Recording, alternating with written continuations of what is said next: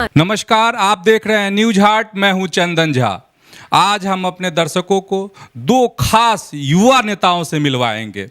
हमारी दाहिनी ओर है युवा बिहार सेना के राष्ट्रीय अध्यक्ष हैं इंजीनियर राजकुमार पासवान, और मेरी बाईं ओर है युवा हुंकार महारैली होने वाली है पटना में, तो उसके राष्ट्रीय संयोजक हैं नीतीश कुमार। तो दोनों लोगों से बात होगी, कुछ सियासी बात भी होगी, कुछ युवाओं की चिंता वाली भी बात होगी।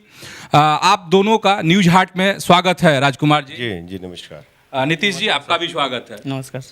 ये हम जानना चाह रहे थे आपसे कि कल ही आपकी मुलाकात हुई है प्रशांत किशोर से, तो उस मुलाकात हुई तो फिर आखिर क्या बात हुई? देखिए, आकलन सभी लोग सब तरह की बातें कर रहे हैं, लेकिन प्रशांत किशोर जी से एक हेल्दी मुलाकात हुई है अभी, और कुछ बातें नहीं हुई है। और उन्होंने समय जो चल रहा है अभी राजनीति का और बिहार जिस ओर है उसी संदर्भ में बात करने के लिए उन्होंने बुलाया था। क्या है कि जो युवा बिहार सेना पार्टी का जो आइडियोलॉजी है, विचारधारा है, जो सोच है बिहार के प्रतीक में, युवा नौजवानों का जो दर्द है, और जो बिहार बार बार राजनीतिक महकमे से ठगा जा रहा है, वो दर्द मुझे प्रशांत किशोर जी में भी दिखा।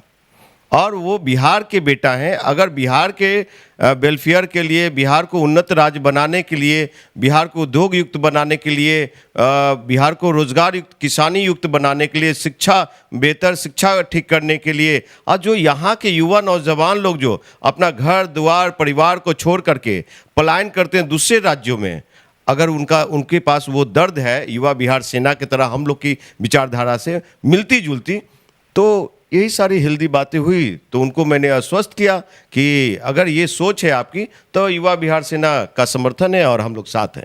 ये राजकुमार जी, जो आपकी मुलाकात हुई है प्रशांत किशोर से, तो उनका बॉडी लैंग्वेज क्या कह रहा था? मैं इसलिए ये सवाल पूछ रहा हूँ कि पिछले बार बात बिहार की अभियान उन्होंने शुरू किया, लेकिन वो बीच में ही छोड़ के चले गए थे।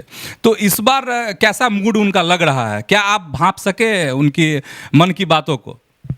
देखिए, मैं दो बार लोकसभा का चुनाव लड़ा हूँ, एक संगठन का राष्ट्रीय अध्यक्ष हूँ, पहले भी संगठन चला चुका हूँ मैं।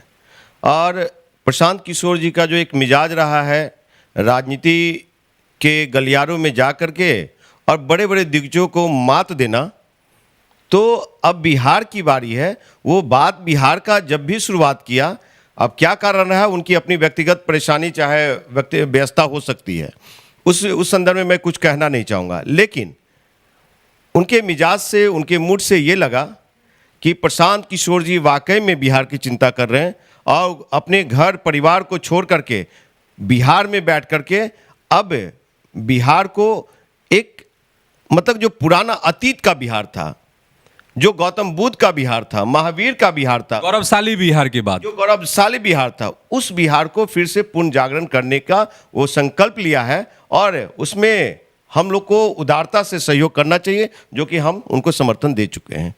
और आगे फिर बात होगी, पूर्ण रूप से समर्थन नहीं, लेकिन उन्होंने भी कहा है कि पासवान जी, सो आप भी अपने कमेटी से बात कीजिए, सोच समझ करके सब चीज़ हम लोग निर्णय एक बार और बैठेंगे तो उसमें देखेंगे। और उनका भी संवाद चल रहा है, हमारे भी कार्यक्रम चल रहे हैं, तो प्रशांत किशोर जी का ये सोच है बिहार के संदर्भ में, तो हम लोग साथ हैं। मतलब फिर बैठेंगे, फिर